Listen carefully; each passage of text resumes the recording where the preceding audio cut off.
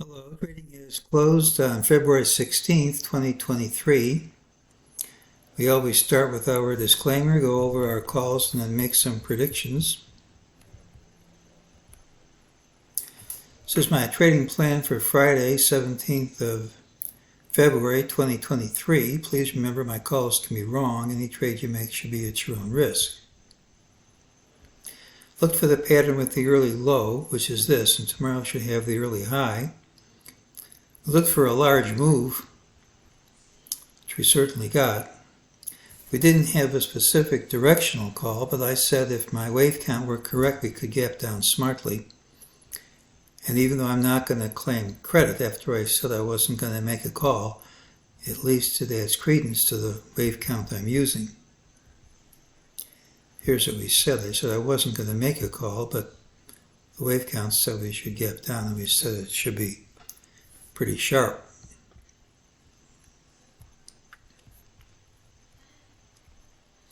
Now, during the day, MEJT did give a few signals, gave an ultimate sell signal here. We got the minimum.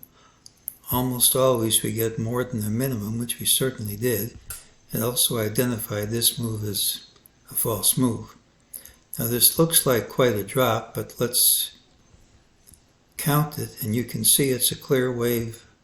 It's a clear 5-wave pattern, and the last time I looked, 5 waves is all one gets. Now it doesn't mean this wave's over, but it does mean it's on its last leg down. Let's take a look at the longer term picture, even though it's Thursday and I normally do it on Friday. This was bar 13 of DeMark's combo sell signal. It means the market's overextended. The market typically deals with this either by correcting in time or consolidating in a narrow price range.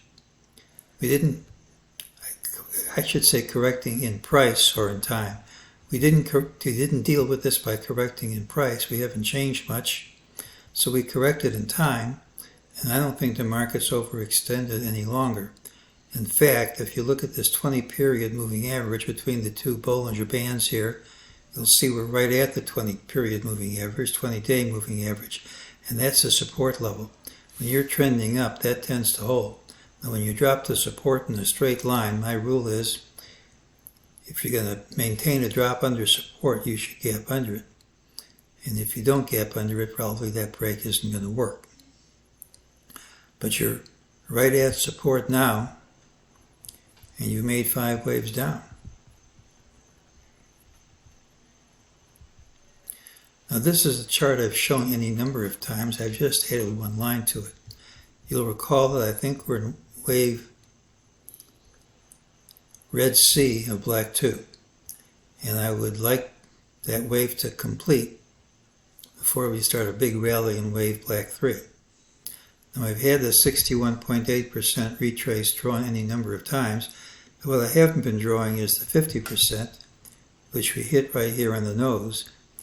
And this consolidation is just playing Fibonacci ping pong, and that's typical of consolidations which consolidate within the range and then break higher.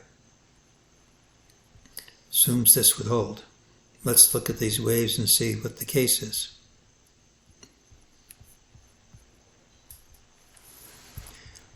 Well, here's wave A and here's B, and you want C to have some kind of relationship to A. Now right at that low we showed, the 50% retrace, that's 38.2% of A. Now it's not my favorite retrace, and I was thinking we get a lot more than that, but we didn't. And if it holds here, it doesn't break any rules. We just have to see how to count these waves, and for that we have to go to the 5-minute chart. It looks like a busy chart, but let's take it one leg at a time. We'll start with the smaller waves. We had, this is wave red A. We had an ABC yesterday. We dropped, and then we had 5 waves up. And if you measure this A,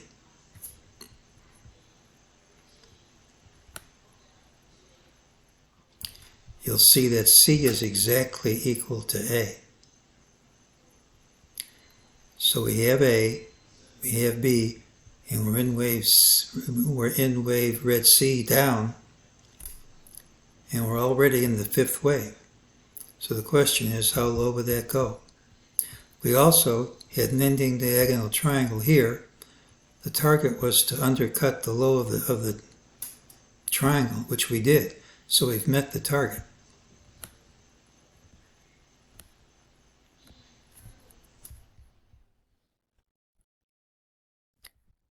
Now here's A, here's B. You want C and A to have some kind of relationship.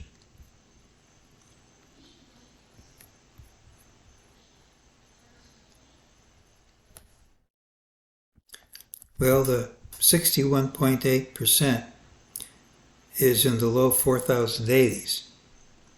And when you go to a smaller time frame, if that's A and that's B, you want red C and red A to have some kind of relationship. And if you set red A to 78.6, you get a direct hit.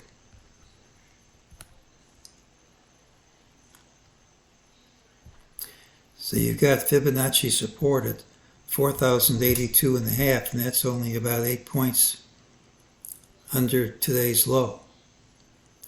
So a lot of things are arguing for a low to be made pretty close to where we close now. That's only 8 points away. This was the diamond on stilts pattern. Here's the first challenge of the origin of the left stilt. That tends to hold. And all these things in the first 1 or 2 days, I count that as one challenge. Now in 3 or 4 days pass, and you challenge it again, it tends to break in grand style. But I consider this all part of the first challenge, and that tends to hold. So we're at great support here and maybe 8 points lower. I think it has a good chance to hold. Friday's pattern has the early high. We could still get down.